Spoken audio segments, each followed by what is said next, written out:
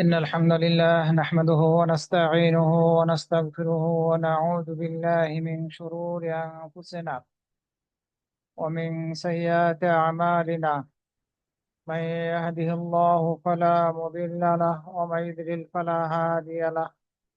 وأشهد أن لا إله إلا الله وحده لا شريك له، وأشهد أن محمدا عبده ورسوله. أما بعد، فإن خير الحديث كتاب الله، وخير الهدي هدي محمد صلى الله عليه وسلم، وشر الأمور محدثاتها، وكل محدثة بدعة، وكل بدعة ضلالة، وكل ضلالة في النار. فأعوذ بالله من الشيطان الرجيم. إن الله لا يغير ما بقوم حتى يغيروا ما بأنفسهم. وقال تعالى: من عمل صالحا من ذكر أو أنثى وهو مؤمن فلنحيينه حياة طيبة ولنجزينهم أجرهم بأحسن ما كانوا يعملون. وقال صلى الله عليه وسلم: كما لا يستنى من الشوك العنب، كذلك لا ينزل الفجار منازل الأبرار، فاسلكوا أي طريق شئتم، فأي طريق سلكتم وردتم على أهله. رواه أبو نعيم. وقال صلى الله عليه وسلم: من أراد أن يعلم ما له عند الله فلينظر ما لله عنده। যাবতীয় প্রশংসা মহান রব্বুল আলমিনের জন্য। অতঃপর সালাত ও সালাম পাঠ করছি নবী মুহাম্মদ সাল্লাল্লাহু আলাইহি ওয়াসাল্লাম এবং তাঁর সকল অনুসারীদের প্রতি। আল্লাহুম্মা সাল্লি আলাইহি ওয়া আলাইহিম।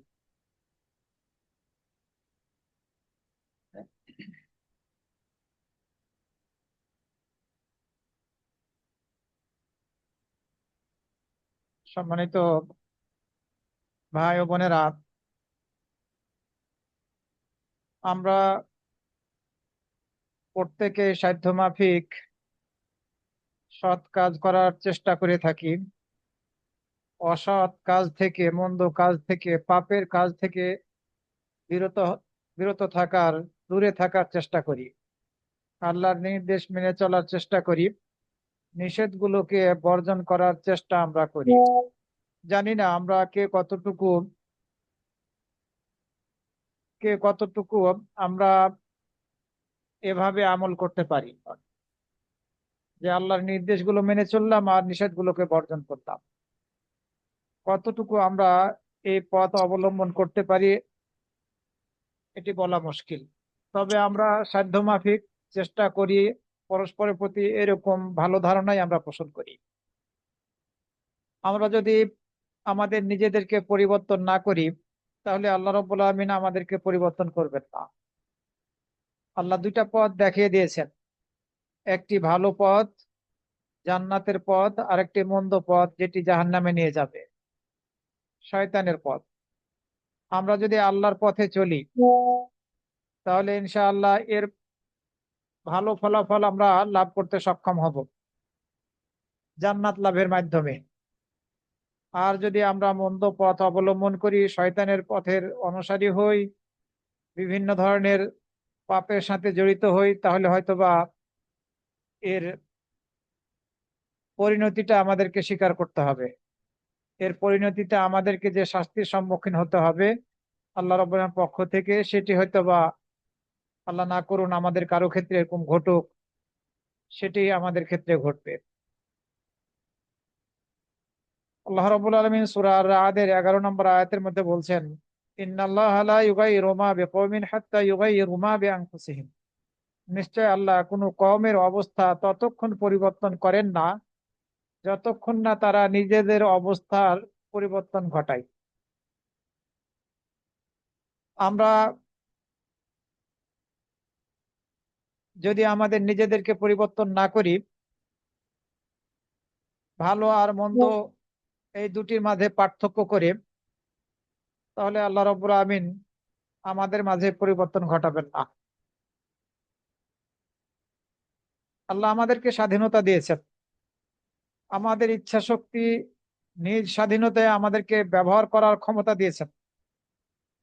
আমরা প্রত্যেককেই ভালো মন্দ কোনটি সেটি আমরা বুঝি। আর এই ভালো মন্দের পথ আল্লাহ আমাদেরকে দেখিয়ে দিয়ে পরীক্ষার মধ্যে ফেলেছেন। এই দুটি পথ দেখিয়ে দিলাম, এখন তোমরা যে পথ বেছে নিবে তোমাদের স্বাধীনতাকে ভোগ করে, সে পথের ফলাফল তোমরা লাভ করবে।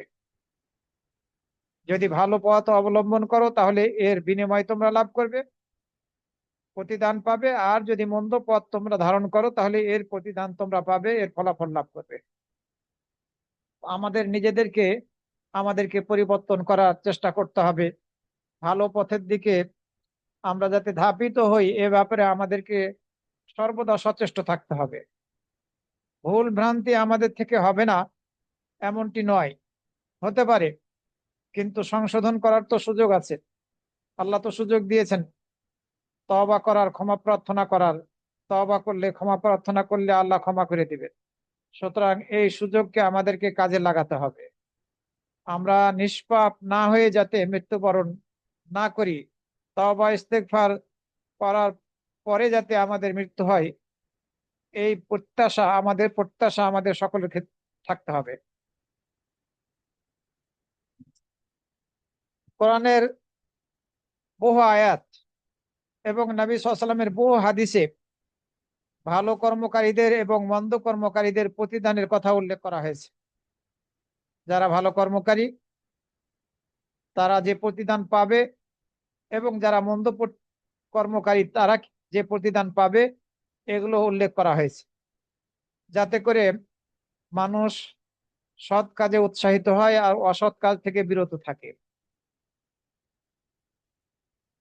ভালোর প্রতিদান ভালো আর মন্দের প্রতিদান মন্দ। আমাদের আজকের আলোচনার বিষয় হচ্ছে এটি।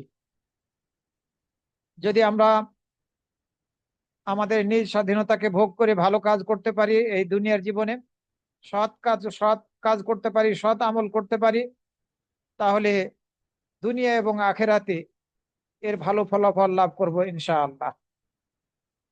আল্লাহ রাব্বুল আলামিন সূরা আন-নাহলের ৯৭ নম্বর আয়াতের মধ্যে বলছেন, সূরা আন-নাহল ৯৭ নম্বর আয়াত, মান আমিলা সালিহান মিন যাকারিন আও উনসা ওয়া হুয়া মুমিন। যে মুমিন অবস্থায়, ঈমানের অবস্থায় নেক আমল করবে, পুরুষ হোক বা নারী, আমি তাকে পবিত্র জীবন দান করব।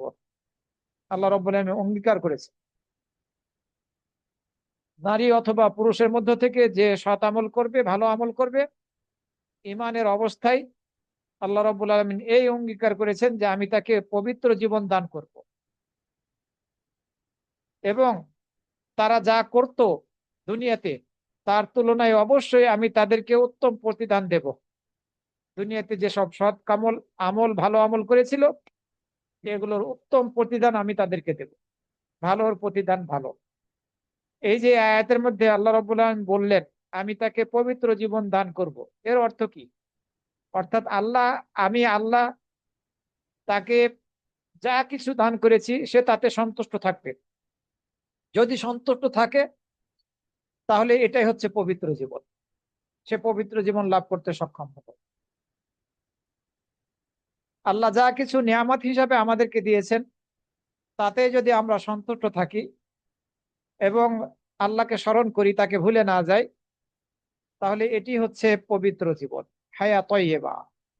এই জীবনের অনুসারী আমাদের নিজেদেরকে বানাতে হবে, যাতে আমরা সর্বদা এই আমাদের দুনিয়ার জীবনে যে নিয়ামত পেয়েছি, যতটুকু পেয়েছি, যত নগণ্যই বা অল্প হোক না কেন, তাতে আমাদেরকে সন্তুষ্ট থাকতে হবে। আমরা যদি কারো প্রতি দয়া করি তাহলে আল্লাহ রাব্বুল আমিন আমাদের প্রতি দয়া করবেন।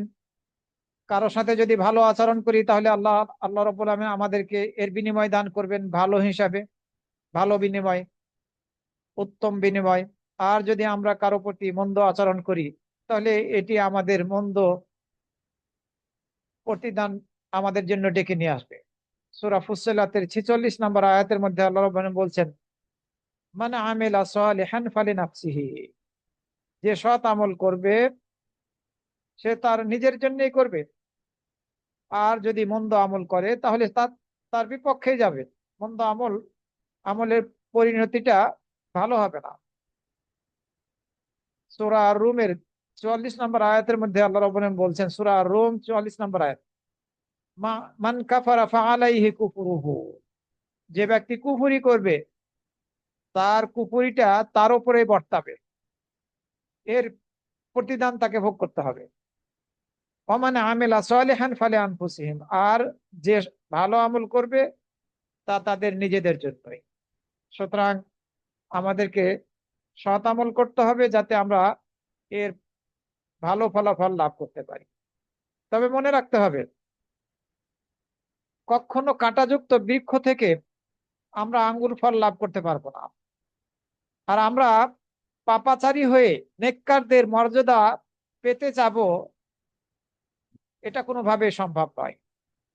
কারণ নবী সাল্লাল্লাহু আলাইহি ওয়াসাল্লাম বলেছেন, কামা লা ইউস্তানা মিনাশ শাওকিল আনাবু, যেভাবে কাঁটাযুক্ত বৃক্ষ থেকে আঙ্গুর ফল লাভ করা যায় না, অর্জন করা যায় না, অনুরূপ ভাবে যারা ফাজের পাপী তারা নেককারদের স্তরে পৌঁছতে পারে না, নেককারদের অবস্থান তারা ধরতে পারবে না, সেই স্তরে তারা যেতে পারবে না। কাঁটাযুক্ত বৃক্ষ থেকে আমরা আঙ্গুর ফল লাভ করতে পারবো না, আবার পাপ করে নেককারদের অন্তর্ভুক্ত হতে চাবো, তাদের স্তরে পৌঁছতে চাবো, এটি সম্ভব হয়। এরপরে রাসূল সাল্লাল্লাহু আলাইহি ওয়াসাল্লাম বললেন, ফাসলুকু আইয়া তারিকিন শাইতুম ফাইয়া তারিকিন সালাকতুম ওয়ারাদতুম আলা আহলিহি, তোমরা যে পথে চাও চলো, যে পথে চাও চলতে তোমরা সে পথকে ধারণ করো, সে পথে চলো, এই স্বাধীনতা তোমাদের আছে। ফাইয়া তারিকিন সালাকতুম, তোমরা যে পথে চলবে সে পথের পরিবারভুক্ত তোমরা হবে। আমরা যদি ভালো পথে চলি, তাহলে ভালো পথে যারা চলেছেন আমাদের বাপদাদাদের থেকে, সালাফে সালেহিনদের থেকে, তাদের অন্তর্ভুক্ত আমরা হতে পারবো। আর যদি আমরা মন্দ পথ অবলম্বন করি, তাহলে যারা পাপী, অন্যায়কারী, জুলুমকারী অতীত হয়ে গিয়েছে বা বর্তমানে করছে, তাদের অন্তর্ভুক্ত হয়ে যাব। আল্লাহ আমাদেরকে স্বাধীনতা দিয়েছেন, যে পথ তুমি চাও সে পথ তুমি বেছে নাও, আর এটি হচ্ছে আমাদের জন্য পরীক্ষা। রাসূল সাল্লাল্লাহু আলাইহি ওয়াসাল্লাম অন্য হাদিসের মধ্যে বলেছেন, মান আরাদা আন ইয়ালামা মা লাহু ইনদাল্লাহ, যে ব্যক্তি তার জন্য আল্লাহর নিকটে কি রয়েছে সেটি জানতে চাই, যে ব্যক্তি তার জন্য আল্লাহর নিকটে কি রয়েছে সেটি জানতে চায়, সে যেন দৃষ্টি দেয় আল্লাহর জন্য তার নিকটে কি রয়েছে, আল্লাহ সন্তুষ্টি লাভের জন্য তার নিকটে কি আমল রয়েছে, সেটার দিকে যেন দৃষ্টি দেয়। আবারও বলি, যে ব্যক্তি তার জন্য আল্লাহর নিকটে কি রয়েছে সেটি জানতে চায়, সে যেন দৃষ্টি দেয় আল্লাহর জন্য তার নিকটে কি রয়েছে সেদিকে যাতে দৃষ্টি দেয়। মানে আল্লাহর জন্য তার নিকটে কি রয়েছে, অর্থাৎ আল্লাহ সন্তুষ্টি লাভের উদ্দেশ্যে সে কি পরিমাণ সৎ আমল করেছে সেদিকে যেন দৃষ্টি দেয়, নাকি সে উল্টোটা করেছে, মন্দ আমল করেছে, সেদিকে দৃষ্টি দেয়। তো আমাদেরকে এভাবে চলার চেষ্টা করতে হবে যে আমরা যে আমল করছি, আমরা এই আমলের বিনিময়ে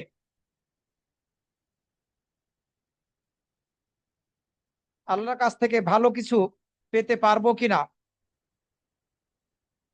আমরা আশা করতে পারি কিনা, এ ব্যাপারে আমাদেরকে চেষ্টা করতে হবে, দেখতে হবে। যদি দেখা যায়, আমরা যদি দেখি যে আমরা যে পরিমাণ আমল করছি এ আমল সামান্য, তবে চেষ্টা করতে হবে আরো বেশি সৎ আমল করার, ভালো আমল করার, যাতে করে আল্লাহর নিকটে আমাদের জন্য যা রয়েছে সেটা আমরা পেতে পারি ভালো প্রতিদান হিসাবে। আমরা সর্বদা আল্লাহকে স্মরণ করব, আল্লাহকে কখনো ভুলে যাব না। আল্লাহকে স্মরণ করার প্রতিদান হচ্ছে তিনি আমাদেরকে স্মরণ করবেন, ভুলে যাবেন না। আমরা আল্লাহকে ভুলবো না, আল্লাহ আমাদেরকে ভুলবেন না। কিন্তু যদি আমরা আল্লাহকে ভুলে যাই, আল্লাহ আমাদেরকে ভুলে যাবেন। যেমন আমল, যেমন কর্ম তেমন প্রতিদান। আল্লাহকে ভুলে গেলে আল্লাহ আমাদেরকে ভুলে যাবে। আমরা সবাই জানি সূরা তোহার 124 থেকে 126 নম্বর আয়াত। এই আয়াত তিনটির মধ্যে আল্লাহ রাব্বুল আলামিন বলছেন ওমানা আরাদা আন যিকরি, যে আমার উপদেশ থেকে মুখ ফিরিয়ে নিবে তার জন্য এই দুনিয়ার জীবনে সংকুচিত জীবন রয়েছে, এই দুনিয়াতে তার জন্য সংকুচিত জীবন রয়েছে।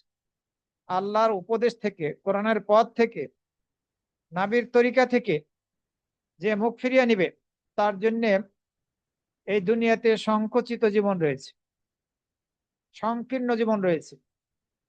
ওয়ানাহশুরুহু ইয়াওমাল কিয়ামাতি আমা, আর কিয়ামতের দিন তাকে আমি উঠাবো অন্ধ অবস্থায়। দুনিয়াতে সংকীর্ণ জীবন, সংকুচিত জীবন, আর আখিরাতে অন্ধ হয়ে উঠতে হবে। কারণ কি? কারণ হচ্ছে যে আমরা আল্লাহর উপদেশ থেকে মুখ ফিরিয়ে দিচ্ছি। যদি আমাদের অবস্থা এরকম হয় তাহলে আমাদের এই দুনিয়ার জীবনটা কঠিন হয়ে যাবে, সংকুচিত হয়ে যাবে আমাদের জন্য, আর আখিরাতে আমরা অন্ধ হয়ে উঠব। ক্বালা রাব্বি লিমা হাশারতানি আমা ওয়া কাদ কুনতু বাসীরা, যে বান্দাকে দুনিয়ায় সংকুচিত জীবন দান করা হবে আর কিয়ামত দিবসে অন্ধ অবস্থায় উঠানো হবে, এই বান্দা বলবে, হে আমার রব, আমাকে অন্ধ অবস্থায় উঠানো হলো কেন? আমি তো দৃষ্টি সম্পন্ন ছিলাম। আল্লাহ রাব্বুল আলামিন বলবেন, ক্বালা কাযালিকা আতাতকা আয়াতুনা ফানাসিতাহা, এভাবেই তো তোমার নিকটে আমার আয়াত সমূহ, নিদর্শন সমূহ এসেছিল, এরপর তুমি সেগুলোকে ভুলে গিয়েছিলে। ওয়া কাযালিকাল ইয়াউমা তুনসা, অনুরূপ ভাবে আজ তোমাকে ভুলে যাওয়া হচ্ছে। তো আমরা যদি আল্লাহকে স্মরণ করা থেকে ভুলে যাই তাহলে আল্লাহ কিয়ামত দিবসে আমাদেরকে ভুলে যাবেন। যেমন কর্ম তেমন ফল। আল্লাহকে যদি আমরা একাকী স্মরণ করি তাহলে আল্লাহ একাকী আমাদেরকে স্মরণ করবেন। আর যদি জনসমাবেশের মাঝে আল্লাহকে স্মরণ করি তাহলে আমাদের চেয়ে উত্তম জনসমাবেশে আল্লাহ রাব্বুল আলামিন আমাদেরকে স্মরণ করবেন, আমাদের প্রশংসা করবেন।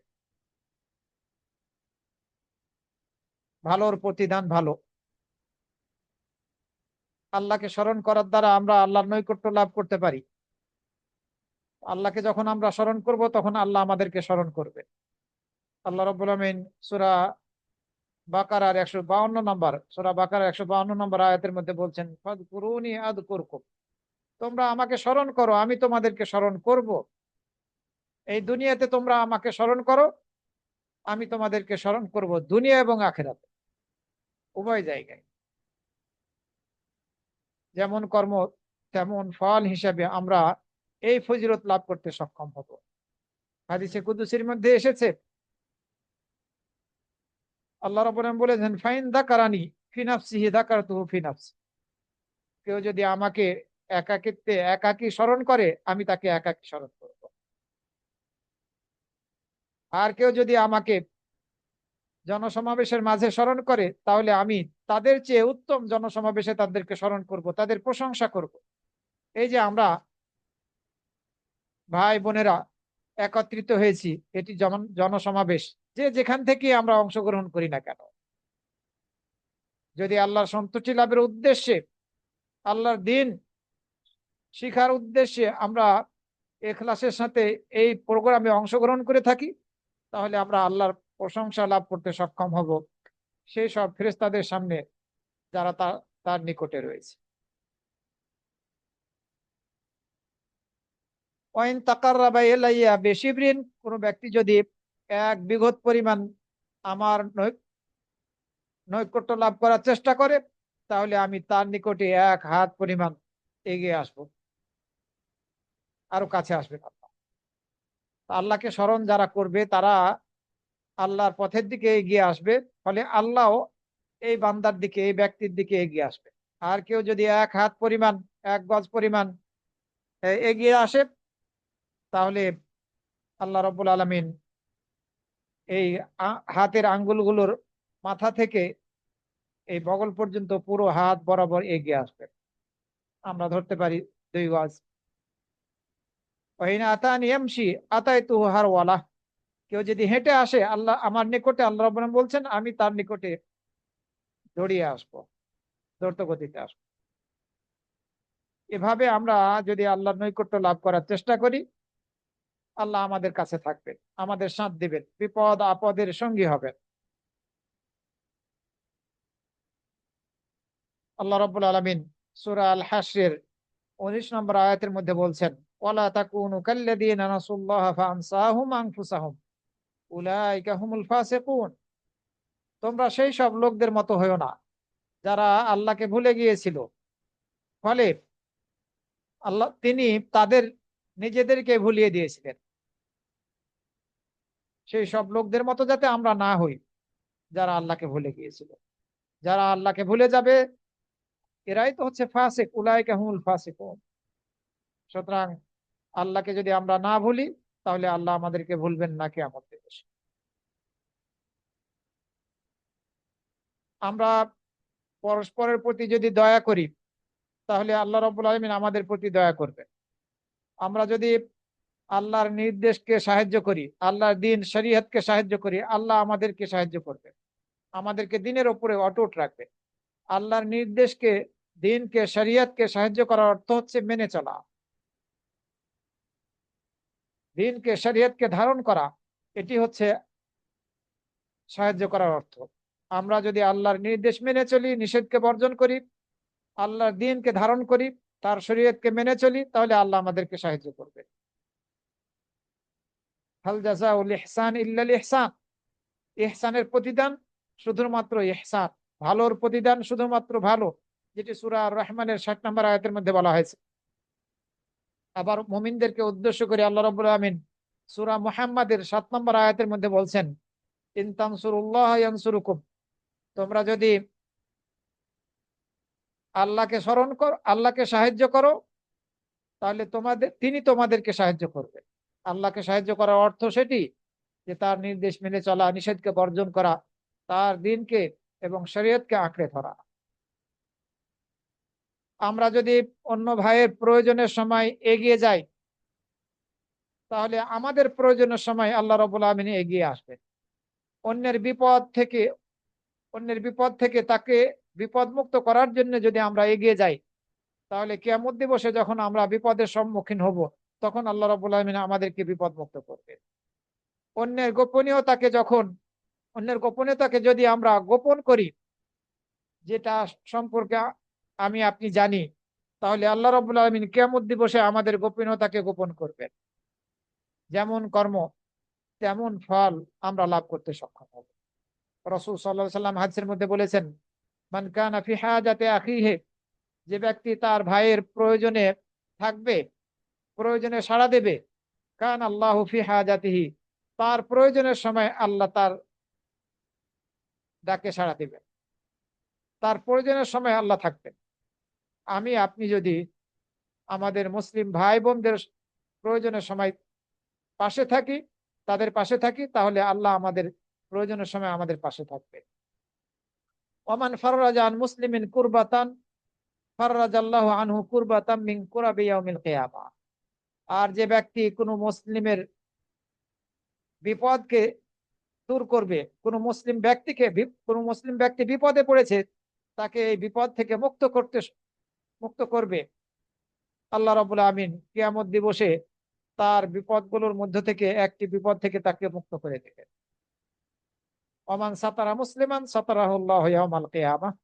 আর যে কোনো মুসলিম ব্যক্তির গোপনীয়তা, তার ত্রুটি বিচ্যুতি পাপ সম্পর্কে জানে, এটাকে গোপন করে ফেললো, আল্লাহ রাব্বুল আমিন তার গোপনীয়তাকে কিয়ামত দিবসে গোপন করবেন।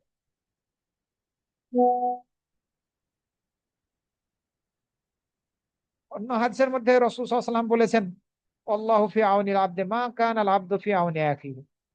আল্লাহ বান্দার সাহায্যে থাকবেন যে পর্যন্ত বান্দা তার ভাইয়ের সাহায্যে থাকবে, সাহায্যের জন্য এগিয়ে যাবে, আল্লাহও তার সাহায্যে এগিয়ে আসবে।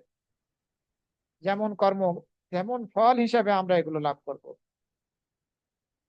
আপনি আমি যদি কারো মান ইজ্জতের উপরে আঘাত করা হচ্ছে, এই অবস্থায় প্রতিরোধ করি, বাধা দেই, যে অমুক ব্যক্তি সম্পর্কে তুমি এ ধরনের আপত্তিকর কথা বলছো, এটি উচিত নয়, কমপক্ষে এটি গীবত।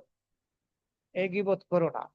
যদি কোনো ব্যক্তি অন্য ব্যক্তির মান ইজ্জতের উপরে আঘাত করে, এ সময় যদি আমি আপনি প্রতিবাদ করতে পারি, প্রতিরোধ গড়ে তুলতে পারি, তাহলে আল্লাহ রাব্বুল আলামিন আমাদের চেহারা থেকে, আমাদের থেকে জাহান্নামের আগুনকে কিয়ামতের দিন প্রতিরোধ করবেন, দূরে সরিয়ে দেবেন। নবী সাল্লাল্লাহু আলাইহি সাল্লাম বলেছেন, মান রাদ্দা আন আইদি আখিহি রাদ্দাল্লাহু আন ওয়াজহিহিন নার, আন ওয়াজহিহিন নার ইয়াউমাল কিয়ামা। যে লোক তার কোনো ভাইয়ের মান সম্মানের উপর আঘাত প্রতিরোধ করবে, মান সম্মান ইজ্জতের উপরে আঘাত আনা হচ্ছে, আপনি বাধা দিলেন, কিয়ামত দিবসে আল্লাহ তাআলা তার মুখমণ্ডল হতে জাহান্নামের আগুনকে বাধা দিবেন, দূরে সরিয়ে দেবেন।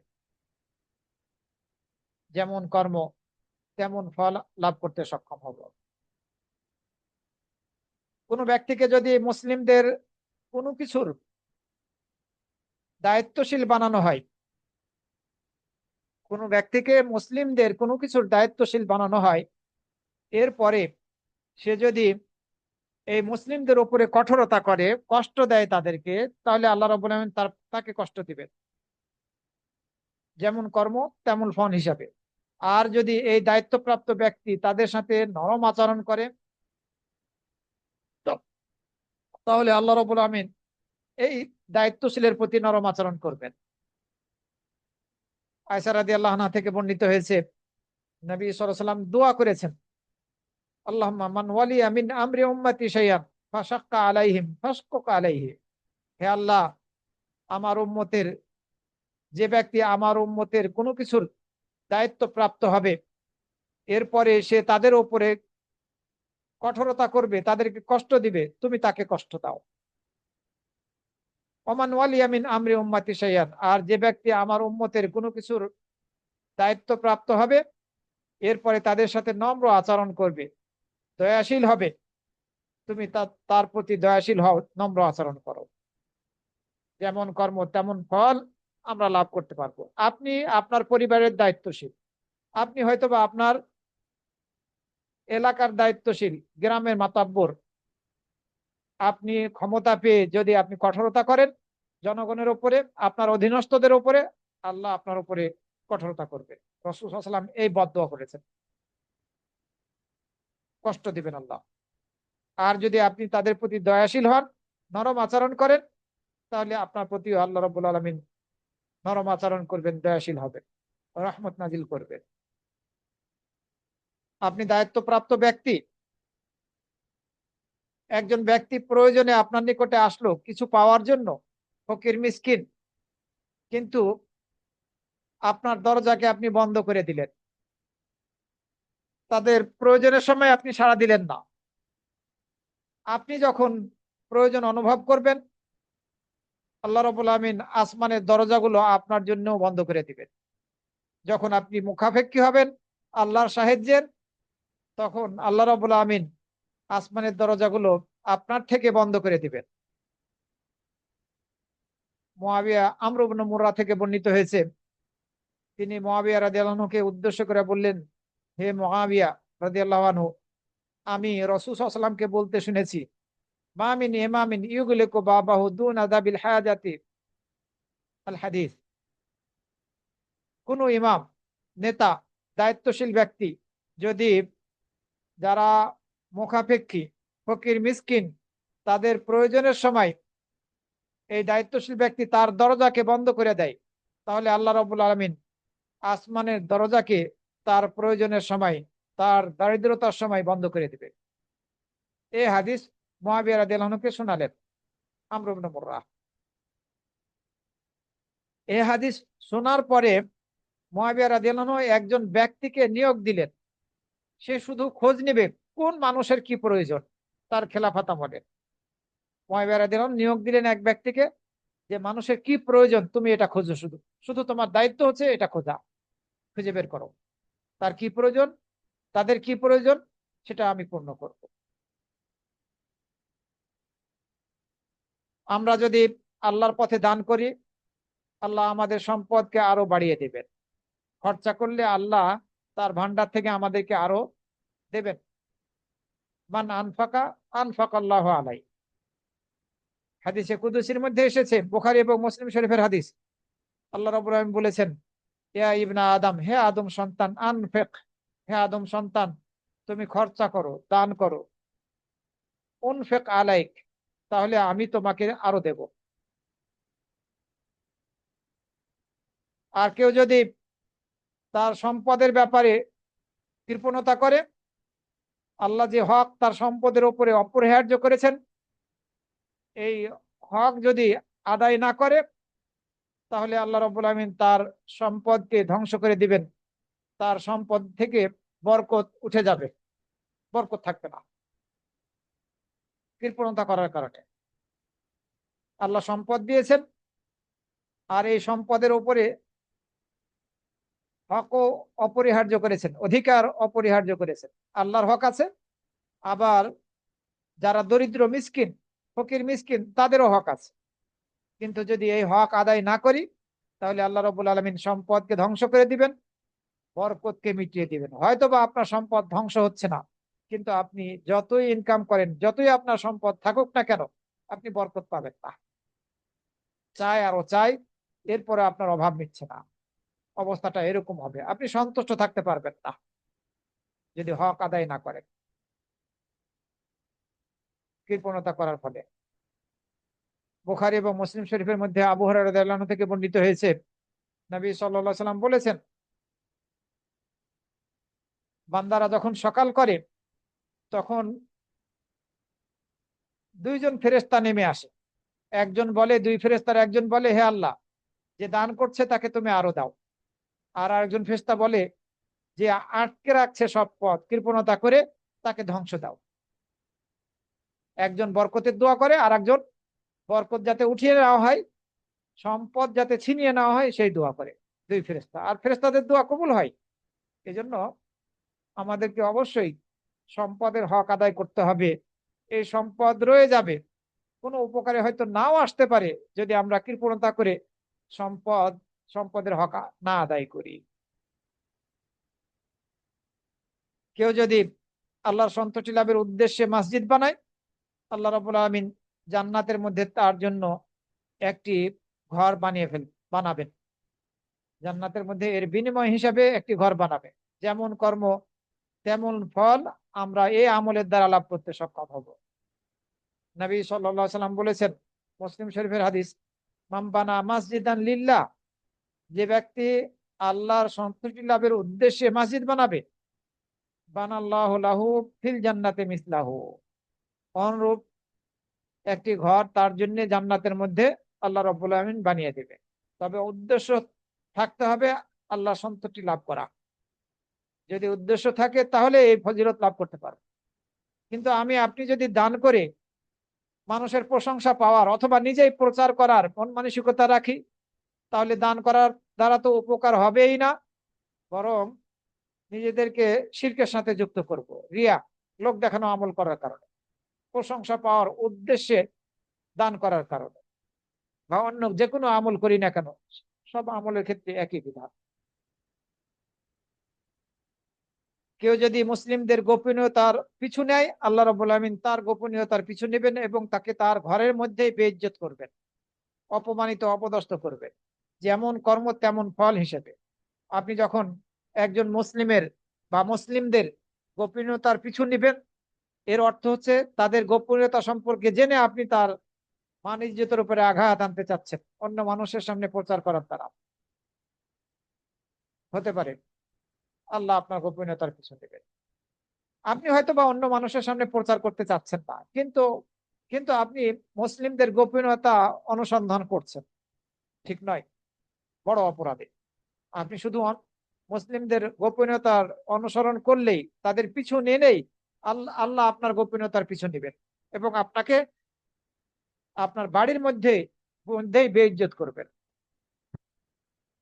নবী সাল্লাল্লাহু আলাইহি ওয়াসাল্লাম হাদিসের মধ্যে নব মুসলিম, নতুন ঈমানদার ব্যক্তিদেরকে উদ্দেশ্য করে বললেন, হে সে সব লোক যারা জবানে ঈমান এনেছো, ঈমানটা যাদের অন্তরে এখনো প্রবেশ করেনি, অর্থাৎ ঈমান দৃঢ় হয়নি, লা তাগতাবুল মুসলিমিন, তোমরা মুসলিমদের গীবত করো না। ওয়ালা তাত্তাবিউ আওরাতিহিম, এবং তোমরা তাদের গোপনীয়তার পিছু নিও না। কেননা যে ব্যক্তি মুসলিমদের গোপনীয়তার পিছু নিবে, আল্লাহ রাব্বুল আলামিন তার গোপনীয়তার পিছু নেবেন। আর আল্লাহ যার গোপনীয়তার পিছু নেবেন, তাকে তার বাড়ির মধ্যেই অপমানিত, অপদস্থ করবেন, বেইজ্জত করবেন। যেমন কর্ম তেমন ফল এই ব্যক্তি লাভ করবে। কোন কোন সালাফে সালেহীন থেকে বর্ণিত হয়েছে, এ কথা বলেছেন, আমি কিছু লোককে পেয়েছি যাদের কোনো দোষ ত্রুটি ছিল না। আমি কিছু লোককে পেয়েছি, কিছু সম্প্রদায়কে পেয়েছি যাদের কোনো দোষ ত্রুটি ছিল না, কিন্তু এরা মানুষের দোষ ত্রুটি বর্ণনা করলো। ফলে মানুষ তাদের দোষ ত্রুটি বর্ণনা করা শুরু করলো। আপনার কোনো দোষ ত্রুটি নেই, কিন্তু আপনি অন্য মানুষের দোষ ত্রুটি বর্ণনা করা শুরু করলেন, তখন কিন্তু আপনারও দোষ বর্ণনা করা হবে, যেমন কর্ম তেমন ফল হিসেবে। এরপরে বলছেন, আমি কিছু সম্প্রদায়কে পেয়েছি, তাদের দোষ ত্রুটি ছিল, তাদের মাঝে গুনাহের কাজ ছিল, পাপ করেছিল, তারা ত্রুটি করেছিল, ভুল ভ্রান্তি তাদের মাঝে ছিল, কিন্তু নিজেদের মধ্যে ভুল ভ্রান্তি থাকা সত্ত্বেও মানুষের ভুল ভ্রান্তি ধরতে যায়নি, মানুষের ভুল ভ্রান্তি বর্ণনা করা থেকে বিরত থেকেছে। ফলে তার ভুল ভ্রান্তি থেকে ভুলে যাওয়া হয়েছে, তাদের ভুল ভ্রান্তি থেকে ভুলে যাওয়া হয়েছে। তাদের ত্রুটি বিচ্যুতি ছিল, কিন্তু তারা মানুষের ত্রুটি বিচ্যুতি বর্ণনা করেনি। এই জন্য কিয়ামত দিবসে আল্লাহ রাব্বুল আমিন তাদের ত্রুটি বিচ্যুতিকে ভুলে যাবেন, পাকড়াও করবেন না। এটাই বোঝানো হচ্ছে। দুনিয়াতে যদি কেউ কাউকে কষ্ট দেয়, কোনো মানুষকে কষ্ট দেয়, তাহলে আখেরাতে এই এই ব্যক্তিকে কষ্ট দেওয়া হবে। মানুষকে যদি দুনিয়াতে কেউ কষ্ট দেয়, বিভিন্ন ভাবে কষ্ট দেওয়া হচ্ছে, জুলুম অত্যাচার করা হচ্ছে, চাঁদাবাজি করা হচ্ছে, ছিনতাই রাহাজানি ইত্যাদি ঘটনা ঘটতেছে, আবার ডাকাতি করা হচ্ছে, বিভিন্ন ভাবে কষ্ট দেওয়া হচ্ছে মানুষকে। তো মানুষকে যদি দুনিয়াতে কেউ কষ্ট দেয়, আল্লাহ তাকে আখেরাতে শাস্তি দিবেন। মানুষকে যদি কেউ দুনিয়াতে শাস্তি দেয়, তাহলে আল্লাহ তাকে আখেরাতে শাস্তি দিবেন।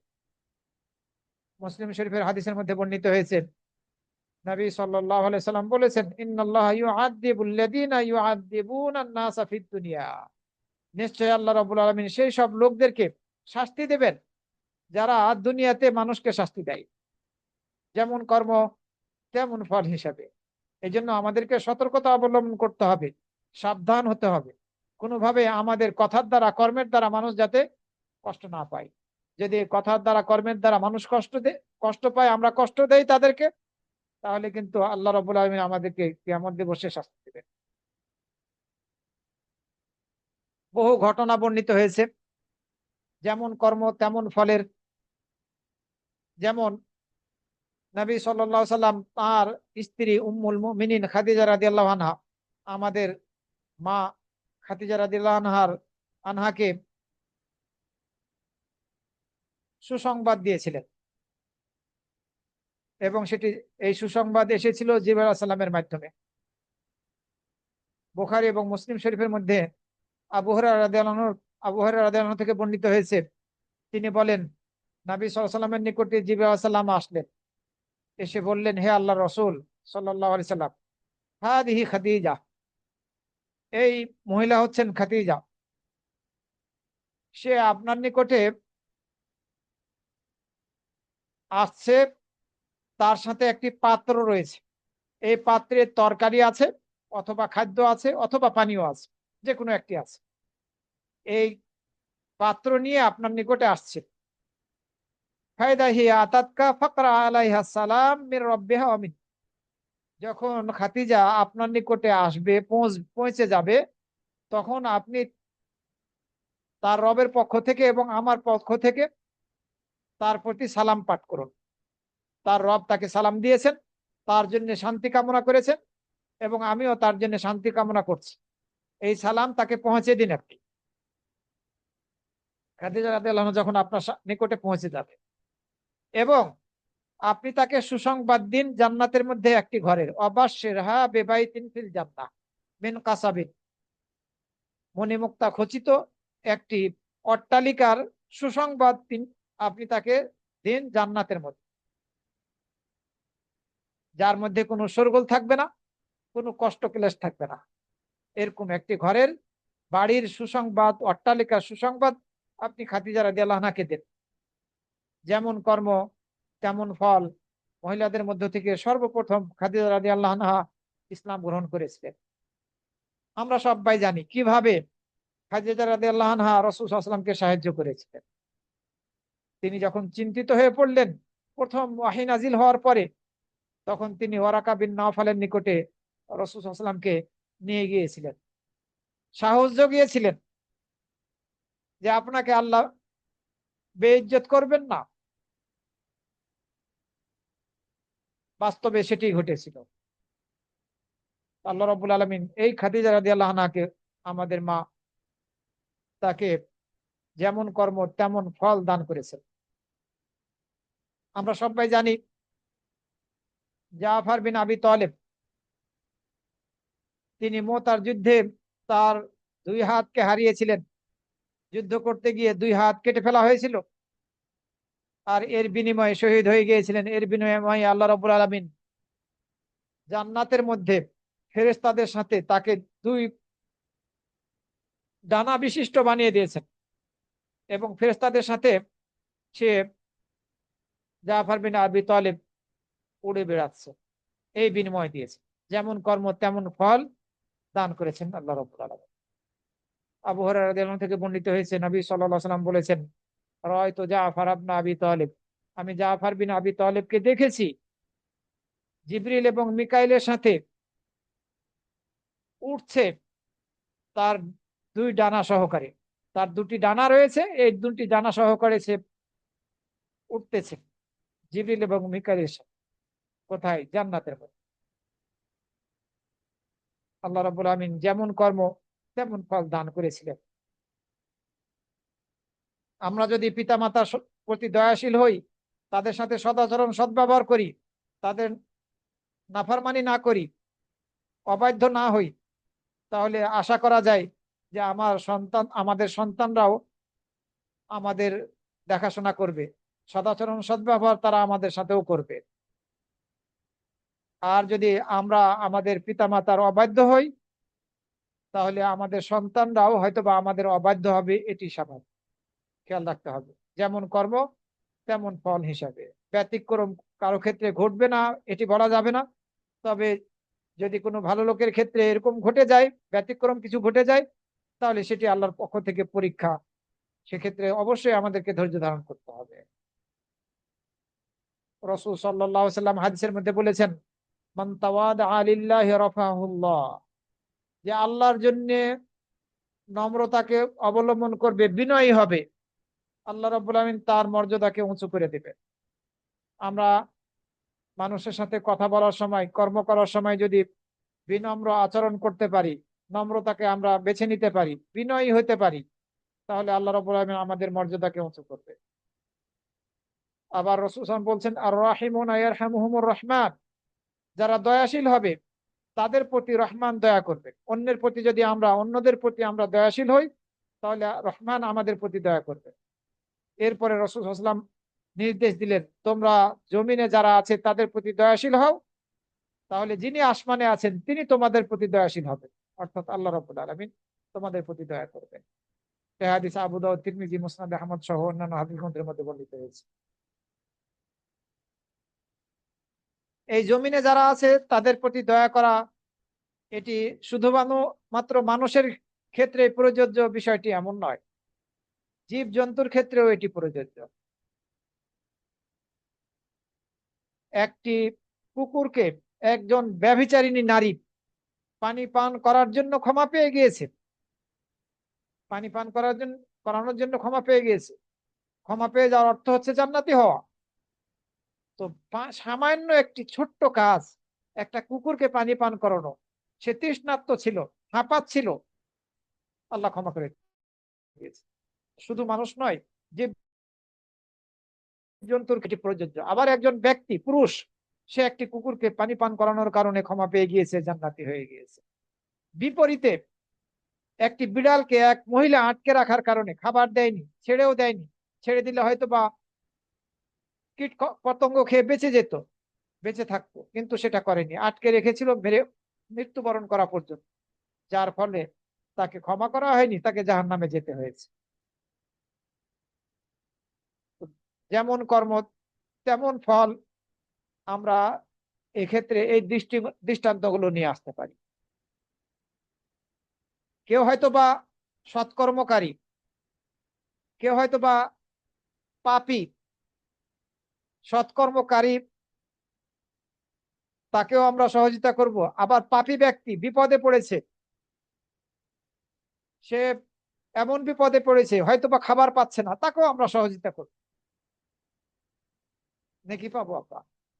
জীব জন্তুকে সহযোগিতা করার কারণে যদি আমরা জান্নাত পেতে পারি, ক্ষমা পেয়ে যাই, তাহলে একজন মানুষ, সে হয়তো বা অমুসলিম, এমনও হতে পারে, কাফের মুশরিক, কিন্তু খাবার পাচ্ছে না, জাকাত না দিতে পারলেও আমরা আমাদের সম্পদ থেকে তাদেরকে কিছু সাহায্য করব, তাহলে আল্লাহ রাব্বুল আলামিন যেমন কর্ম তেমন ফল হিসেবে আমাদেরকে প্রতিদান দান করবেন। ইরহামু তুরহামু, তোমরা অন্যের প্রতি দয়া করো, তোমাদের প্রতি দয়া করবে করা হবে, রাসূল সাল্লাল্লাহু আলাইহি ওয়াসাল্লাম বলছেন ওয়াগফিরু ইগফার লাকুম, আর তোমরা অন্যদেরকে ক্ষমা করে দাও, তোমাদেরকে আল্লাহ ক্ষমা করবে। আবার সাবধানও করেছেন রাসূল সাল্লাল্লাহু আলাইহি ওয়াসাল্লাম, মান লা ইয়ারহামিন নাস লাম ইয়ারহামহুল্লাহ, যে মানুষের প্রতি দয়া করবেন না, আল্লাহ তার প্রতি দয়া করবেন না। যেমন কর্ম তেমন ফল হিসেবে, যে মানুষকে ক্ষমা করবে না, আল্লাহ তাকে ক্ষমা করবেন না। ক্ষমা করে দেওয়াটা এটি মহৎ গুণ, মহৎ গুণ, ক্ষমা করতে হবে। জবে করার ক্ষেত্রেও আমাদেরকে দয়াশীল হতে বলা হয়েছে, সুতরাং আমাদেরকে দয়াশীল হতে হবে, ক্ষমাকারী হতে হবে। যদি আল্লাহর নিকট থেকে আমরা দয়া পেতে চাই, ক্ষমা পেতে চাই, তাহলে ইনশাআল্লাহ। সম্মানিত ভাই বোনেরা, আপনি আমি যদি কাউকে কষ্ট দেই, তাহলে আল্লাহ রাব্বুল আলামিন আমাদেরকে কষ্ট দেবেন। রাসূল সাল্লাল্লাহু আলাইহি ওয়াসাল্লাম হাদিসের মধ্যে বলেছেন, মান দাররা দাররাল্লাহু বিহি, যে লোক অন্য কারো ক্ষতি সাধন করে, আল্লাহ তাআলা তা তা দিয়ে তার ক্ষতি সাধন করেন। অন্যের ক্ষতি যদি কেউ করে, তাহলে আল্লাহ রাব্বুল আলামিন তাকে এই ক্ষতির বিনিময় দিবেন, অর্থাৎ তারও ক্ষতি করবেন।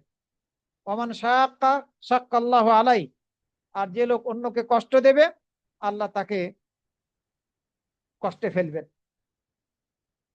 এই একই ভাব অর্থ পূর্বেই আমরা আলোচনা করেছি। কেউ যদি কূটকৌশল যদি করে, তাহলে আল্লাহ রাব্বুল আলামিন কৌশল করবেন তার কূটকৌশলের বিপরীতে, যেমন কর্ম তেমন ফল হিসেবে। ওয়ামাকারু ওয়ামাকারাল্লাহু আল্লাহু খায়রুল মাকিরিন, আল্লাহ রাব্বুল আলামিন বলছেন সূরা আলে ইমরানের 54 নম্বর আয়াত, আর তারা কূটকৌশল করেছে এবং আল্লাহ কৌশল করেছেন, আর আল্লাহ উত্তম কৌশলকারী। রক্তের সম্পর্ককে অটুট রাখতে হবে, রক্তের সম্পর্ককে ছিন্ন করা যাবে না। যদি রক্তের সম্পর্ককে অটুট রাখতে পারি, তাহলে আল্লাহ রাব্বুল আলামিনের অব্যাহত ভাবে আমরা দয়া লাভ করব, রহমত লাভ করব। আর যদি আমরা ছিন্ন করি, তাহলে আল্লাহর রহমত থেকে আমরা ছিন্ন হয়ে যাব। আবু হুরায়রা রাদিয়াল্লাহু আনহু থেকে বর্ণিত হয়েছে, নবী সাল্লাল্লাহু আলাইহি সাল্লাম বলেছেন, ইন্নার রাহিমা সাজনাতুন মিনার রহমান, রক্তের সম্পর্ক হলো রহমানের অংশ, যে তাকে যুক্ত রাখবে, অর্থাৎ রক্তের সম্পর্কের আত্মীয় স্বজনের সাথে যে ব্যক্তি নিজেকে যুক্ত রাখবে, নিজেকে সম্পৃক্ত রাখবে, তাদের সাথে সম্পর্ক ছিন্ন করবে না, আল্লাহ তাকে যুক্ত রাখবেন তার রহমতের সাথে। আর যে তাকে ছিন্ন করবে, রক্তের সম্পর্ককে ছিন্ন করবে, আল্লাহ তাকে তার রহমত থেকে ছিন্ন করবে, তার রহমত থেকে আল্লাহ রাব্বুল আলামিন ছিন্ন করবে। যেমন কর্ম তেমন ফল হিসেবে। আমরা যখন সলাতে দাঁড়াই, সলাতে দাঁড়ালে আমরা আমাদেরকে নির্দেশ দেওয়া হয়েছে, নবী সাল্লাল্লাহু আলাইহি ওয়াসাল্লাম বলেছেন তোমাদের কাঁধগুলোকে বরাবর করো, ফাঁকা জায়গা পূর্ণ করো, তোমাদের তোমাদের হাতগুলোকে নরম করো তোমাদের ভাইদের জন্য, এবং শয়তানের জন্য দুইজনের মাঝে ফাঁকা জায়গা রেখে দিও না। আমরা দেখি মসজিদে গিয়ে যখন কাতারে দাঁড়াই, দুইজনের মাঝে ফাঁকা জায়গা থাকে, আধা হাত বা তার চেয়ে কম অথবা বেশি ফাঁকা জায়গায় রেখে দিই। এই ফাঁকা জায়গা রাখতে রাসূল সাল্লাল্লাহু আলাইহি ওয়াসাল্লাম নিষেধ করলেন, এই ফাঁকা জায়গাকে পূর্ণ করতে বললেন, শয়তানের জন্য এই ফাঁকা জায়গা রাখতে নিষেধ করলেন। এরপরে বললেন রাসূল সাল্লাল্লাহু আলাইহি ওয়াসাল্লাম, ওমান ওয়াসালা সফান ওয়াসালাহুল্লাহ, যে ব্যক্তি কাতারকে কাতারে মিলিয়ে দাঁড়ালো, আল্লাহ রাব্বুল আলামিন তাকে তার রহমতের সাথে মিলিয়ে দেবে। আর যে ব্যক্তি কাতারকে ছিন্ন করলো, এই যে ফাঁকা রাখার দ্বারা, আল্লাহ রাব্বুল আলামিন তাকে তার রহমত থেকে ছিন্ন করবে। যেমন কর্ম তেমন ফল হিসাবে যদি আমরা কাতারে মিলে দাঁড়াই, তাহলে এর এর দ্বারা আল্লাহ রাব্বুল আলামিন আমাদের প্রতি দয়া করবেন এই আমলের কারণে, এবং আল্লাহ রাব্বুল আলামিন মর্যাদাকে উঁচু করবেন। আপনি হয়তোবা অন্যের জন্য সুপারিশ করছেন, নিজে হয়তোবা কিছু দিতে পারছেন না, ওই সক্ষমতা নেই, কিন্তু অন্যের জন্য আপনি আর আর কারো কাছে গিয়ে আপনি সুপারিশ করছেন যে এই ব্যক্তি কিছু পাওয়ার উপযুক্ত, তাকে, আপনাকে তো আল্লাহ আহ, অনেক নিয়ামত দান করেছেন, কিছু সাহায্য করেন। যদি এই সুপারিশ কেউ করে ভালো কাজের জন্য, তাহলে এর বিনিময় সে লাভ করবে। আর যদি কেউ মন্দ কাজের জন্য সুপারিশ করে, তাহলে ও মন্দ বিনিময় পাবে। সূরা নিসার 85 নম্বর আয়াতের মধ্যে আল্লাহ রাব্বুল আলামিন বলছেন, মাইয়াশফা শাফাআতান হাসানা, যে ব্যক্তি ভালো সুপারিশ করবে, ভালো কোনো কাজের জন্য সুপারিশ করবে, তার জন্য সেই সুপারিশের সুপারিশের কারণে অংশ রয়েছে, নেকির অংশ রয়েছে। আর যে ব্যক্তি মন্দ কোনো সুপারিশ করবে মন্দ কাজের জন্য, মন্দ কিছুর জন্য, তার জন্য সে মন্দ থেকে অংশ রয়েছে, সে নেকির ভাগিদার, গুনাহের ভাগিদার হবে। যেমন কর্ম তেমন ফল হিসাবে যে ব্যক্তি একটি নেকির কাজ করবে, তার জন্য 10 গুণ এটিকে বাড়িয়ে দেওয়া হবে। আর যে ব্যক্তি একটি গুনাহের কাজ করবে, তাকে এই একটি গুনাহ দান করা হবে তার প্রতিদান হিসাবে, যেটি সূরা আল আনামের 160 নম্বর আয়াতের মধ্যে বলা হয়েছে। যেমন কর্ম তেমন ফল হিসাবে আল্লাহ রাব্বুল আলামিন সূরা নামলের 90 নম্বর আয়াতের মধ্যে বলছেন, হাল তুজজাউনা ইল্লা মা কুনতুম তা'মালুন, তোমরা যেসব কর্ম করতে সেসব কর্মের বিনিময় তোমাদেরকে দেওয়া হবে, প্রতিদান তোমাদেরকে দেওয়া হবে। যেমন কর্ম তেমন ফল হিসাবে, ভালো কর্ম যদি আমরা এই দুনিয়ার জীবনে করে যেতে পারি, তাহলে ভালো বিনিময় লাভ করব, প্রতিদান লাভ করব, প্রতিদান দেওয়া হবে আমাদেরকে ভালো কিছুর দ্বারা। আর যদি আমরা মন্দ কর্ম করে যাই এই দুনিয়ার জীবনে, তাহলে মন্দ কিছু দান করা হবে, দেওয়া হবে। সম্মানিত ভাই বোনেরা, মুনাফিক যারা, তারা আল্লাহকে ধোঁকা দেয়, আর আল্লাহ রাব্বুল আলামিন তাদের ধোঁকার প্রতিদান দিয়ে থাকেন। ইন্নাল মুনাফিকিনা ইউখাদিউনা আল্লাহ ওয়া হুয়া খাদিউহুম, তারা ধোঁকা দেয়, বলে যে আমরা মুসলিম, আর ভিতরে ভিতরে কাফের মুশরিকদের সাথে তাদের সম্পৃক্ততা রয়েছে, সম্পর্ক রাখে তারা। কিন্তু আল্লাহ রাব্বুল আলামিন তাদের এই ধোঁকাবাজির বিনিময় তাদেরকে দান করবেন, যেমন কর্ম তেমন ফল হিসাবে। কখনো কখনো আল্লাহ রাব্বুল আলামিন বিপদ আপদ দেন, অসুখ বিসুখ দেন, রোগ বালাই দিয়ে থাকেন। এসব কিছুর দ্বারা মুমিন বান্দাদেরকে পরীক্ষা করে থাকেন, এটি পরীক্ষা। রাসূল সাল্লাল্লাহু আলাইহি ওয়াসাল্লাম হাদিসের মধ্যে বলেছেন, ইন্না আযামাল জাযায়ে মা আযামিল বালা, যত বড় বেশি বিপদ, এই বড় বিপদের সাথে প্রতিদানটাও তত বেশি বড়। বিপদ আপদ দিয়ে আল্লাহ রাব্বুল আলামিন মুমিন বান্দাদের মর্যাদাকে উঁচু করতে চান, তাদের গুনাহগুলোকে ক্ষমা করে দিতে চান, যদি তারা ধৈর্য ধারণ করে, তারা বিচলিত না হয়, এরকম এরকম মন মানসিকতা প্রকাশ না করে যে আমি কি এমন করেছিলাম যে আমাকে এই বিপদে আল্লাহ ফেললো, কি এমন অপরাধ করেছিলাম যে আল্লাহ আমাকে এই রোগের মধ্যে ফেললেন। এরকম মন মানসিকতা প্রকাশ যদি না করে, বরং আল্লাহর পক্ষ থেকে পরীক্ষা, আমি আল্লাহকে ভুলে যাব না, আল্লাহকে আমি স্মরণ করতেই থাকবো, এই মন মানসিকতা নিয়ে আল্লাহকে স্মরণ করতেই থাকবে। যদি স্মরণ করতে থাকে তাহলে আল্লাহ তাকে বিনিময় দান করবে, বড় প্রতিদান দান করবে। কেননা আল্লাহ রাব্বুল আলামিন যখন কোনো কওমকে ভালোবাসেন তখন তাদেরকে পরীক্ষা করেন, পরীক্ষার মধ্যে ফেলেন। তো মুমিন বান্দাদেরকে আল্লাহ পরীক্ষায় ফেলেন। পরীক্ষার সময় বিপদ আপদে পড়ে, অসুখ বিসুখে পড়ে যদি ধৈর্য হারা হয়ে যায়, তাহলে তো আমরা এই বড় বিনিময় লাভ করতে পারবো না। ফামান রাদিয়া ফালাহুর রিদা, যে সন্তুষ্ট থাকবে আল্লাহ তার প্রতি সন্তুষ্ট থাকবে, আল্লাহ সন্তুষ্টি তার জন্য। আর যে বিচলিত হয়ে যাবে, রাগান্বিত হবে, তার জন্য আল্লাহর ক্রোধ। যেমন কর্ম তেমন ফল হিসেবে। যতটুকু আল্লাহ নিয়ামত দান করেছেন, যে অবস্থায় আছি সে অবস্থায় আল্লাহ শুকরিয়া আদায় করতে হবে, তার কৃতজ্ঞতা প্রকাশ করতে হবে। স- যতটুকু লাভ করেছি তাতে সন্তুষ্ট থেকে। আপনি আমি যদি কারো প্রতি অভিশাপ দেই, আর সে যদি এই অভিশাপের হকদার না হয়, তাহলে এই অভিশাপটা কিন্তু যিনি অভিশাপ দিলেন তার তার নিকটেই ফিরে আসবে, উল্টো ফিরে আসবে তার উপরে, নিজের অভিশাপটা। এই জন্য আমাদেরকে সাবধানতা অবলম্বন করতে হবে। যেমন কর্ম তেমন ফল লাভ করব। রাসূল সাল্লাল্লাহু আলাইহি ওয়াসাল্লাম হাদিসের মধ্যে বলেছেন, লা তালা আনির রিহা ফাইন্নাহা মা'মুরা, তোমরা বাতাসকে অভিশাপ দিও না, কেননা বাতাস আদিষ্ট হয়েছে, নির্দেশিত হয়েছে, তাকে যা নির্দেশ হয়েছে সে সে পালন করছে।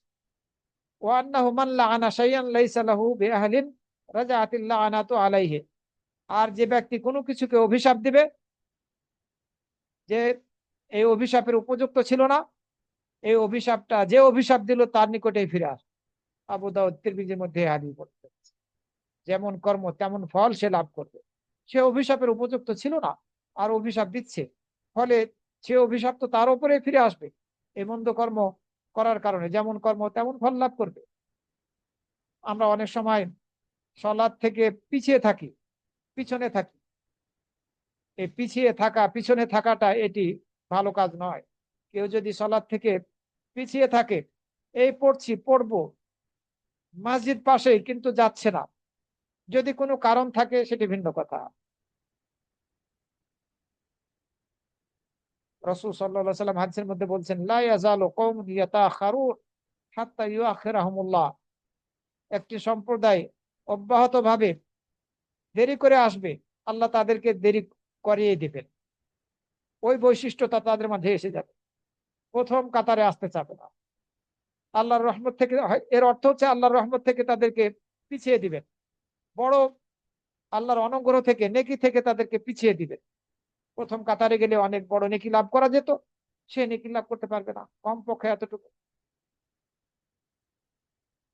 আমাদেরকে গুনে গুনে দান করলে হবে না, না গুনে দান করতে হবে, কৃপণতা থেকে বের হয়ে আসতে হবে।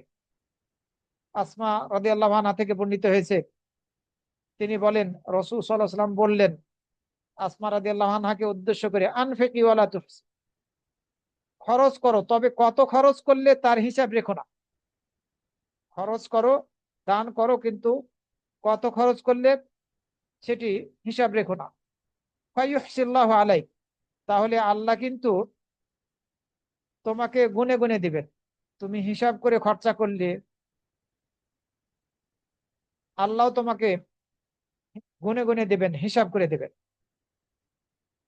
আনফিকি, তুমি খরচা করো, তুমি কত খরচা করলে তা হিসাব করে রেখো না, তাহলে আল্লাহ রাব্বুল আলামিন তোমাকে হিসাব করে গুনে গুনে দেবেন।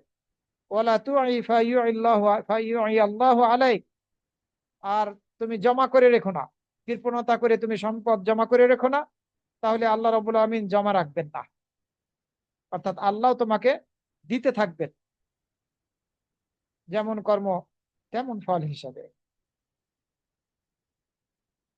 একজন অসচ্ছল কষ্টে থাকা ব্যক্তি, আপনি যদি তাকে একটু সুযোগ করে দেন, অথবা তাকে আপনি পুরোপুরি ছাড় দিয়ে দেন, তাহলে এর বিনিময়ে আপনি কিয়ামত দিবসে লাভ করবেন। আব্দুল্লাহ ইবনে মাসউদ রাদিয়াল্লাহু আনহু থেকে বর্ণিত হয়েছে, তিনি বলেন রাসূল সাল্লাল্লাহু আলাইহি সাল্লাম বলেছেন, হুসিবা রাজুলুন মিম্মান কানা ক্বাবলাকুম, তোমাদের পূর্বের এক ব্যক্তির হিসাব নেওয়া হয়েছিল। ফালাম ইউজাদ লাহু মিনাল খায়রি শাই, তার কোনো কল্যাণকর কিছুই পাওয়া যাচ্ছিল না, পাওয়া যায়নি। তবে সে সচ্ছল ব্যক্তি ছিল, ব্যবসায়ী ব্যক্তি ছিল।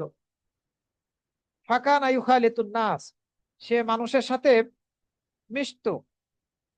ওয়াকানা ইয়ামুরু গিলমানাহু আন ইয়াতাজাওয়াজু আনিল মুহসিন, আর সে তার কর্মচারীদেরকে নির্দেশ দিত যে যারা অসচ্ছল তাদেরকে ছাড় দিয়ে দাও, তাদেরকে এড়িয়ে যাও, এই নির্দেশ দিত। এই এই ভালো আমলটি সে করেছিল, ছোট্ট আমলটি, এই ভালো আমলটি করেছিল। আল্লাহ রাব্বুল আলামিন বলবেন, নাহনু আহাক্কু বিযালিকা মিনহু তাজাওয়াজু আনহু, তার ব্যাপারে, তাকে ছাড় দেওয়ার ব্যাপারে আমি বেশি অধিকার রাখি, সুতরাং তোমরা তাকে ছাড় দিয়ে দাও। আল্লাহ রাব্বুল আলামিন ফেরেশতাদেরকে এই নির্দেশ দিবেন। যেমন কর্ম তেমন ফল লাভ করতে পারবে। সামান্য সৎ আমল, এই আমলের দ্বারাও আল্লাহ সন্তুষ্ট হয়ে গেলে, যে আমলটা মানুষের সাথে সম্পৃক্ত, সন্তুষ্ট হয়ে গেলে আল্লাহ রাব্বুল আলামিন সব গুনাহগুলোকে ক্ষমা করে দিতে পারেন, যদি শিরক এবং কুফরি গুনাহ না থাকে তাহলে, এবং তাকে জান্নাতবাসী করবেন। কোনো ব্যক্তি যদি কোনো মুসলিম দাসীকে স্বাধীন করে দেয়, মুক্ত করে দেয়, যদিও বর্তমানে দাসী নেই, দাসী নেই, আল্লাহ রাব্বুল আলামিন এই দাসীর প্রত্যেকটা অঙ্গের বিনিময়ে জাহান্নামের আগুন থেকে এই স্বাধীনকারী, মুক্তকারী ব্যক্তির অঙ্গগুলোকে মুক্ত করে দিবেন। দাসীর প্রত্যেকটা অঙ্গের বিনিময়ে এই স্বাধীনকারী ব্যক্তির অঙ্গগুলোকে জাহান্নামের আগুন থেকে আল্লাহ রাব্বুল আলামিন মুক্ত করবে। এমনকি এই তার গুপ্তাঙ্গকে, দাসীর গুপ্তাঙ্গের বিনিময়ে জাহান্নামের আগুন থেকে আল্লাহ রাব্বুল আলামিন মুক্ত করে দিবেন। আমরা যদি আল্লাহ রাব্বুল আলামিনের সন্তুষ্টি লাভের উদ্দেশ্যে কাউকে ভালোবাসি, তাহলে যেমন কর্ম তেমন ফল হিসাবে আল্লাহ রাব্বুল আলামিন আমাদেরকে ভালোবাসবে। মনে রাখতে হবে, আগে বলা হয়েছে, কিছুটা ইঙ্গিত দেওয়া হয়েছে, আল্লাহ সন্তুষ্টি পিতামাতার সন্তুষ্টির মাঝে রয়েছে। যদি আমরা আমাদের প্রতি আমাদের পিতামাতা সন্তুষ্ট থাকেন, তাহলে আল্লাহ রাব্বুল আলামিন আমাদের প্রতি সন্তুষ্ট থাকবেন। আল্লাহর সন্তুষ্টি, রবের সন্তুষ্টি আমরা লাভ করতে পারবো। আর যদি পিতামাতা আমাদের প্রতি অসন্তুষ্ট হন, তাহলে আল্লাহ রাব্বুল আলামিন আমাদের প্রতি অসন্তুষ্ট হবে। যেমন কর্ম তেমন ফল হিসাবে। কেউ হয়তো বা আত্মহত্যা করলো, এটি মহাপাপ, কিন্তু সে চিরস্থায়ী জাহান্নামী হবে, এ কথা বলা যাবে না। এই ব্যক্তি যে জিনিসের দ্বারা আত্মহত্যা করবে এই দুনিয়াতে, কিয়ামতের দিন তাকে ওই জিনিসের দ্বারাই শাস্তি দেওয়া হবে। কিন্তু সে চিরস্থায়ী, যদি মুসলিম হয়ে থাকে, নামাজ পড়তো, রোজা রাখতো, কিন্তু শয়তানের খপ্পরে পড়ে হয়তো বা এই কাজ করে বসেছে, তো বা তাকে কিয়ামত দিবসে যে জিনিসের দ্বারা সে নিজেকে হত্যা করেছে, ওই জিনিসের দ্বারা তাকে শাস্তি দেওয়া হবে। আর যদি আল্লাহ তাকে ক্ষমা করে দেন, আল্লাহর এই স্বাধীনতা আছে, আল্লাহ চাইলে ক্ষমা করতেও পারে, আল্লাহ ভালো জানে। ক্ষমা না করলে আল্লাহ তাকে শাস্তি দিবেন। আর শিরক কুফরির সাথে যুক্ত, মিলিত না হয়ে থাকে, প্রকৃত পক্ষে যদি সে মুসলিম হয়ে থাকে, তাহলে একসময় সে জান্নাতে যেতে পারবে শাস্তি ভোগ করার পরে। আমরা বিপদে পড়ে যদি আল্লাহর প্রশংসা করি, তাহলে এই আল্লাহর প্রশংসার বিশাল ফজিলত আমরা জান্নাতের মধ্যে লাভ করব। কারো সন্তান, বাবা মা মারা গেল, ছেলে অথবা মেয়ে মারা গেল, মৃত্যুর পরে যদি সে আলহামদুলিল্লাহ বলে, অন্যদের ক্ষেত্রে এটি নয়, ছেলে মেয়েদের ক্ষেত্রে যদি মারা যায় আর আলহামদুলিল্লাহ বলে, এবং সাথে সাথে ইন্না লিল্লাহি ওয়া ইন্না ইলাইহি রাজিউন পড়ে, তাহলে আল্লাহ রাব্বুল আলামিন ফেরেশতাদেরকে নির্দেশ দিবেন, তোমরা আমার এই বান্দার জন্য জান্নাতের মধ্যে একটি ঘর তৈরি করো, যেটি, আর সেটির নাম রাখো বাইতুল হামদ। কারণ কারণ তার সন্তান মারা গিয়েছে, আর এই সন্তান মারা যাওয়ার ফলে সে আলহামদুলিল্লাহ পড়েছে, সুতরাং তার জন্য একটি জান্নাতের মধ্যে ঘর তৈরি করো, আর সেটির নাম দাও বাইতুল হামদ, প্রশংসার ঘর। ফাসার আলহামদ বাইত আলহামদ, এই প্রশংসাটা, আলহামদুলিল্লাহ বলাটা প্রশংসার ঘরে রূপান্তরিত হয়ে গেল, আল্লাহ রাব্বুল আলামিন রূপান্তরিত করে দিল। এই হাদিস তিরমিজির মধ্যে বর্ণিত হয়েছে, হাসান পর্যায়ের হাদিস। সম্মানিত ভাই বোনেরা, কেউ যদি দুনিয়াতে মদ পান করে, তওবা না করে মারা যায়, তাহলে আখেরাতে সে মদ পান করা থেকে বঞ্চিত হবে। নবী সাল্লাল্লাহু আলাইহি সাল্লাম হাদিসের মধ্যে বলেছেন, মান শারিবাল খামরা ফিদ দুনিয়া লাম ইয়াশরাবহা ফিল আখিরাহ ইল্লা আন ইয়াতুবা। যে ব্যক্তি দুনিয়াতে মদ পান করবে, তা সে ব্যক্তি আখেরাতে মদ পান করার সুযোগ পাবে না। তবে সে যদি তওবা করে মৃত্যুবরণ করার সুযোগ পায়, তাহলে সেটি ভিন্ন কথা। আখেরাতের মদ পান করার সুযোগ লাভ করবে। যেমন কর্ম তেমন ফল সে লাভ করবে। তওবা করার সুযোগ যদি পেয়ে যেয়ে থাকে, আল্লাহ তো যদি তার ভাগ্যে তওবা লিখে রেখে থাকেন, তাহলে সে তওবা করে মৃত্যুবরণ করবে, ফলে ক্ষমা পেয়ে যাবে। আখেরাতে মদ পান করার সুযোগ পাবে, জান্নাতি মদ, যেটা দুনিয়ার মদের সাথে কোনো প্রকার যেটি সম্পৃক্ততা নেই, অতুলনীয়। আর যদি তওবা না করে মারা যায়, তাহলে আখেরাতে মদ পান করার সুযোগ লাভ করবে না, জান্নাতি মদ পান করার সুযোগ লাভ করবে না। আমরা সবাই জানি, বহুবার হয়তো বা আমরা এই হাদিস শুনেছি, ইবনে মাজার হাদিস। রাসূল সাল্লাল্লাহু আলাইহি সাল্লাম মুহাজিরদের উদ্দেশ্য করে বললেন, মুহাজিরদের একটা দলকে উদ্দেশ্য করে বললেন, হে মুহাজিরদের দল, তোমরা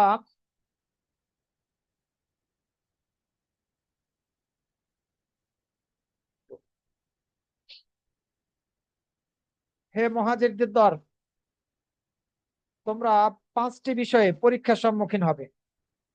রাসূল সাল্লাল্লাহু আলাইহি ওয়াসাল্লাম মুহাজিরদেরকে উদ্দেশ্য করে বললেন যে, হে মুহাজিরগণ, তোমরা 5টি বিষয়ে পরীক্ষার সম্মুখীন হবে।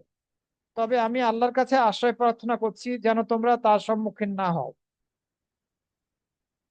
প্রথমটি বললেন, যখন কোনো জাতির মধ্যে প্রকাশ্যে অশ্লীলতা ছড়িয়ে পড়ে, যে না ব্যভিচার প্রকাশ্যে ছড়িয়ে পড়ে, তখন সেখানে মহামারী আকারে প্লেগ রোগের প্রাদুর্ভাব হয়। তাছাড়া এমন সব ব্যথাযুক্ত রোগের আবির্ভাব হয়, যা পূর্বের যুগের লোকদের মাঝে ছিল না, আমাদের বাপদাদাদের যুগে ছিল না। যেমন কর্ম তেমন ফল, এই হাদিস দ্বারা আমরা দৃষ্টান্ত দিতে পারি। ব্যভিচারের কারণে প্লেগ রোগের প্রাদুর্ভাব ঘটবে, এবং এমন রোগের আবির্ভাব ঘটবে, আল্লাহ রাব্বুল আলামিন এমন রোগ দিয়ে দিবেন যে রোগটা ব্যথাযুক্ত, পূর্বে যে রোগের অস্তিত্ব ছিল না। কেউ যদি ওজনে এবং মাপে কম দেয় ব্যবসা করতে গিয়ে, তাহলে তাদেরকে দুর্ভিক্ষ পেয়ে বসবে, দ্রব্যমূল্য বেড়ে যাবে, এবং তাদের উপরে শাসকদের জুলুম বেড়ে যাবে, শাসকরা জুলুম করবে। ব্যবসা করেন আপনি, আপনি ওজন আর মাপ মাপের ক্ষেত্রে আপনি কম কম করলেন, কম দিলেন, ঠকালেন ক্রেতাদেরকে। অথবা যে কোনো ব্যবসার ক্ষেত্রে আপনি ক্রেতাদেরকে ঠকালেন, এ কারণে দুর্ভিক্ষ নেমে আসবে, দ্রব্যমূল্য বেড়ে যাবে, আর শাসক গোষ্ঠীর জুলুম অত্যাচার জনগণের উপরে বেড়ে যাবে। যেমন কর্ম তেমন ফল হিসাবে জনগণকে ভোগ করতে হবে। কেউ যদি তাদের সম্পদের জাকাত না দেয়, তাহলে পারে আল্লাহ রাব্বুল আলামিন আসমান থেকে বৃষ্টি নাজিল করা বন্ধ করে দিবে। চতুষ্পদ জন্তুগুলো যদি না থাকতো, হয়তো বা বৃষ্টি নাজিল করতেনই না। জাকাত এটি সম্পদের উপরে হক, আল্লাহর হক, সম্পদের হক, এটি আদায় করতেই হবে। কেউ যদি আল্লাহ এবং তার রসুলের অঙ্গীকারকে ভঙ্গ করে, তাহলে আল্লাহ রাব্বুল আলামিন তাদের উপরে তাদের দুশমনদেরকে চাপিয়ে দিবে। তারা মুসলিমদের হাতে থাকা কিছু সম্পদ নিয়ে যাবে, যেমন কর্ম তেমন ফল তারা লাভ করবে। মুসলিম বলে দাবি করছেন, আবার আল্লাহ এবং তার রসুলের অঙ্গীকারকে আপনি বাস্তবায়ন করছেন না। মুসলিম শাসকরা যদি আল্লাহর কিতাব অনুযায়ী এবং আল্লাহ যা কিছু নাজিল করেছেন কোরআন এবং তার নবীর মাধ্যমে সহিহ হাদিসে, এসব কিছুর দ্বারা ফয়সালা না করে দেশ পরিচালনা করার ক্ষেত্রে, তাহলে আল্লাহ রাব্বুল আলামিন তাদের পরস্পরের মধ্যে ঝগড়া বিবাদ মারামারি কাটাকাটি যুদ্ধ বিগ্রহ লাগিয়ে দিবেন। আমাদের সমাজের মধ্যে সেগুলো চলছে। আমরা ঐক্যবদ্ধ হতে পারছি না, পরস্পরের বিরোধিতা করছি, গোলমাল করছি। আল্লাহর কিতাব অনুযায়ী শাসক গোষ্ঠী দেশ পরিচালনা না করার কারণে যেমন কর্ম তেমন ফল আমরা লাভ করব। সম্মানিত ভাই ও বোনেরা,